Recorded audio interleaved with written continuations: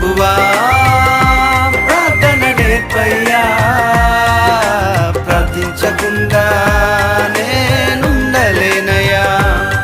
నీ పాదాలు తడపకుండా నా పయనం సాగదయా, నీ పాదాలు తడపకుండా నా పయనం సాగదయా.